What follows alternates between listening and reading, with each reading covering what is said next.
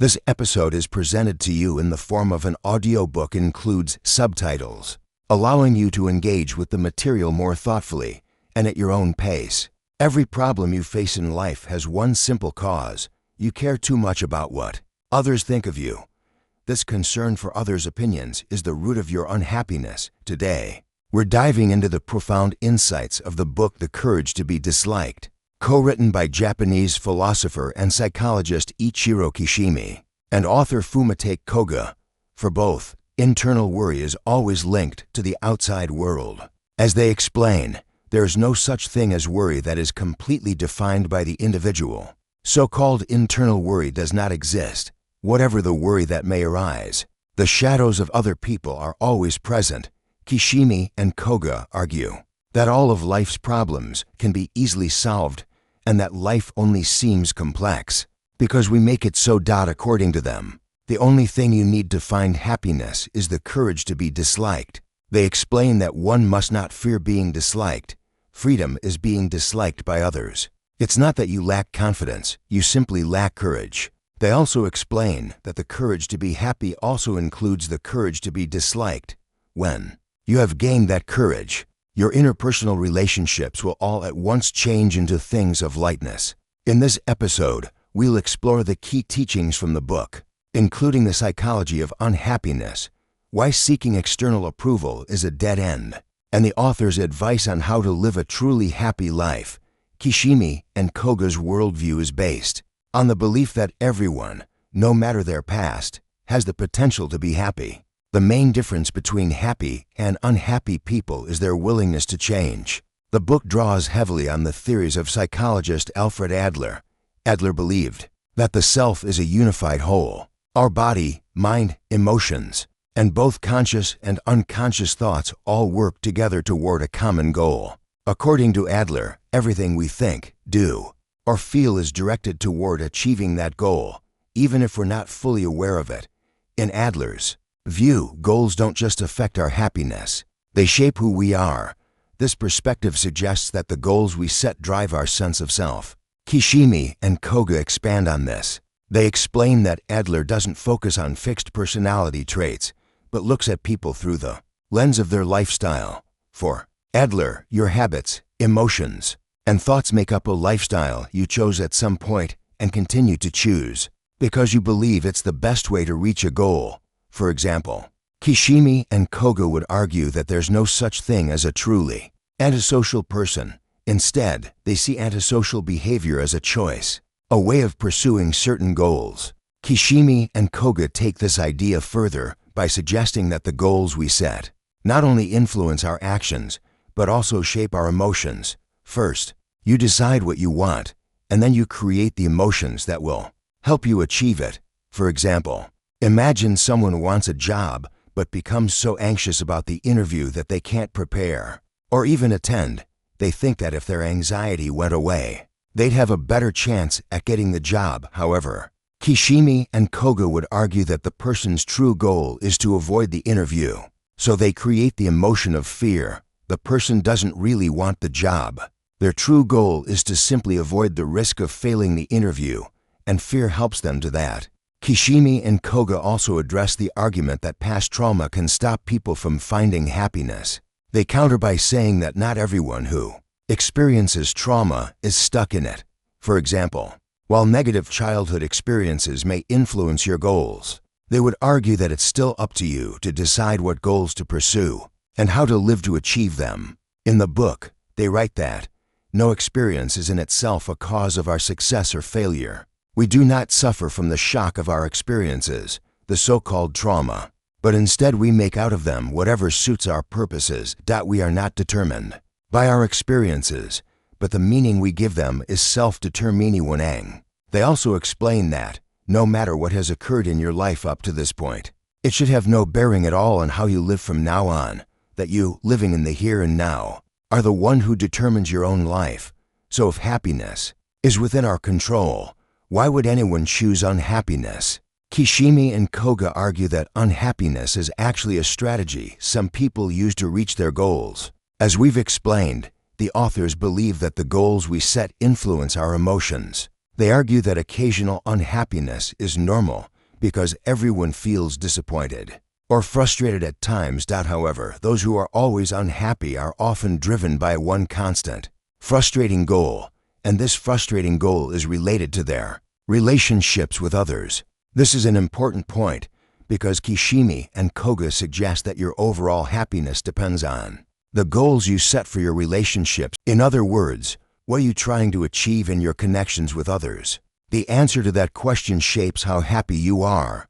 So your emotions and sense of self are shaped by the goals you set. And the goal that most affects your overall happiness is the one you set for your relationships with others. Kishimi and Koga explain that there are two main goals when interacting with others: seeking their approval or aiming to make a positive impact in their lives. Kishimi and Koga argue that unhappy people often make gaining approval from others their main goal. Unhappy people believe that true happiness comes from being seen as good by others, whether this approval comes from a teacher, parent, or society. It always leads to the same result: unhappiness. Essentially, unhappy people believe that being liked by others makes them a good person. Many would argue that the desire for approval and seeking validation is a natural part of being human. However, Kishimi and Koga explain that this is a mistaken view. They explain that humans don't seek approval to find happiness. We find happiness in approval because it satisfies a deeper need within us. So why is it that people seek recognition from others? For Kishimi and Koga, in many cases, it is due to the influence of reward and punishment education. Kishimi and Koga point out that even when unhappy people manage to gain the approval of others, it comes with a heavy price. In their pursuit of validation, they end up living according to someone else's expectations. In doing so, they end up sacrificing their freedom and ultimately their happiness in the process. They explain, to live one's life trying to gauge other people's feelings and being worried about how they look at you, to live in such a way that others' wishes are granted. There may indeed be signposts to guide you this way, but it is a very unfree way to live. Now, why are you choosing such an unfree way to live? You are using the term desire for recognition, but what you are really saying is that you don't want to be disliked by anyone unless one is unconcerned by other people's judgments, has no fear of being disliked by other people, and pays the cost that one might never be recognized. One will never be able to follow through in one's own way of living. That is to say, one will not be able to be for free. Being praised essentially means that one is receiving judgment from another person as good, and the measure of what is good or bad about that act is that person's yardstick. If receiving praise is what one is after, one will have no choice but to adapt to that person's yardstick and put the brakes on one's own freedom. So we've established how seeking approval from others is ultimately unfulfilling, but this isn't the worst result of making it your main goal. Kishimi and Koga argue that the real problem is that this goal is often impossible to achieve most of the time. Approval depends on meeting others' expectations. This means that whether or not people approve of you is out of your control, and sometimes, no matter what you do, you will not be able to make someone like you. Kishimi and Koga explain that when earning approval becomes impossible, unhappy people often react by setting a new goal. Instead of continuing to chase something impossible, they choose to stop trying altogether. They give up on trying to gain others' approval. In doing so, they create negative emotions like fear and self-hatred to justify their decision not to try. However, as Kishimi and Koga explain, these people are still letting their lives be controlled by the unattainable goal of approval. By giving up, they don't truly let go of this desire. They only make their emotional attachment to it stronger. This deepens their unhappiness as they continue to feel the pain of failing to reach something they've basically given up on. The second goal they adopt is convincing themselves that something about them is flawed, which makes it impossible for others to like them. By holding on to this limiting belief, unhappy people avoid the risk of not gaining approval from others, because they can simply justify it by saying they are flawed or that something is wrong about them. However, this keeps them trapped in a hopeless, miserable life as they now believe they don't have the power to change whatever they think is flawed. Additionally, Kishimi and Koga explained that the need for external approval doesn't just impact unhappy people's self-esteem, it also prevents them from forming healthy relationships. The main reason for this is because unhappy people often view life as a competition. They see others as rivals. In other words, if someone else succeeds, it means they have failed. This happens because approval is often conditional. It depends on actions. Some people may like you for being funny, others for being generous, and some for your career achievements. These are tough standards to meet, and no one can do them all perfectly. So naturally, someone else may earn approval better than you when others succeed. They raise the expectations, making it harder for you to gain the same approval. Kishimi and Koga explain that seeking external approval is a zero-sum game. The more someone else succeeds, the worse you appear by comparison.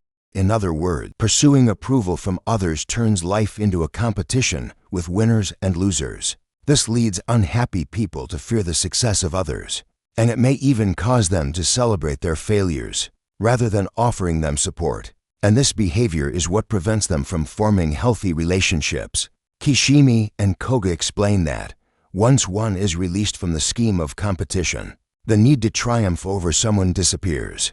The second reason why seeking approval harms relationships is because unhappy people believe relationships are founded on sacrifice. An unhappy person's need for approval can also damage their relationships by making them feel entitled. Kishimi and Koga argue that because unhappy people spend their lives trying to meet others' expectations, they become resentful when others, especially those close to them, don't meet their expectations in return. The authors explain that an unhappy person feels wronged when they do something nice for someone and don't receive the gratitude or appreciation they expected. For example, imagine someone throws a surprise birthday party for a friend only to be offended when the friend doesn't do the same for them. In this case, the person organizing the party is really just using the friend to get something in return. If the friend feels pressured to reciprocate but doesn't want to, then that's when resentment begins. Now that we've covered how seeking external approval can negatively impact your life and relationships, let's examine the alternative and look at Kishimi and Koga's advice for living a happier life. Kishimi and Koga suggest that instead of seeking approval, happy people focus on helping others. They find true joy in contributing to the well-being of those around them. For them, happiness comes from genuinely believing that they are useful to someone. Kishimi and Koga argue that as long as happy people believe they are helping others, they don't worry about what others think of them. They argue that you must decide for yourself what being useful means. Once you figure out what's truly meaningful for your life, anything else will feel like a waste of time. Even if you meet others' expectations but don't feel useful, then you won't find happiness. They explain that if one really has a feeling of contribution, one will no longer have any need for recognition from others because one will already have the real awareness that I am of use to someone without needing to go out of one's way to be acknowledged by others. In other words, a person who is obsessed with the desire for recognition does not have a 6ix9ine community feeling yet and has not managed to engage in self-acceptance, confidence in others, or contribution to others. For happy people, helping others isn't a selfless sacrifice, it's something they do mainly for their own benefit. While this might sound selfish, Kishimi and Koga argue that it's perfectly fine if your purpose in life is to make yourself happy, since helping others brings them fulfillment. Happy people are able to serve without expecting anything in return. Additionally, according to the authors, the desire to help because it makes you happy is a much stronger motivator than doing so simply because it's the right thing to do. That is because pursuing self-sacrifice to be seen as a good person is just another form of seeking approval. Kishimi and Koga also argue that anyone can find happiness by realizing that, just by existing, they bring joy to others. Humans naturally care about each other, and simply being around others can be fulfilling without needing to do anything extraordinary. Building on this idea, happy people believe that all humans have value, even if they haven't done anything good with their lives. Because of this belief, they can accept themselves fully, even if they've made mistakes or aren't as well adjusted as others. They understand that their presence is valuable to those around them. This makes them feel good about themselves despite their imperfections. While Kishimi and Koga acknowledge that some people do more good than others, they point out that unlike unhappy people who may see the success of others as a threat, happy people celebrate it, since happy people believe that everyone can make others happy just by being there. They see no need to view life as a competition. The success of others cannot diminish their own worth as human beings. Finally, happy people focus on the present moment, enjoying life as it comes. Kishimi and Koga believe that we all have the ability to choose happiness at any given moment. Kishimi and Koga explain that many people think they need to achieve something big to be happy. But that's not true. Anyone can find happiness by simply recognizing the positive impact they have on others. They clarify that this doesn't mean you should stop working toward future goals. Instead, you should find meaning and joy in the journey toward those goals. That way, if your life ended suddenly, you wouldn't feel like it was wasted. The key takeaway from this book is that no matter what you do, it's inevitable that some people won't like you. Therefore, the only way to find lasting happiness is to accept this reality and have the courage to live a life you believe is good regardless of other people's opinions. This is why it's crucial to let go of the need for approval and develop the courage to be disliked.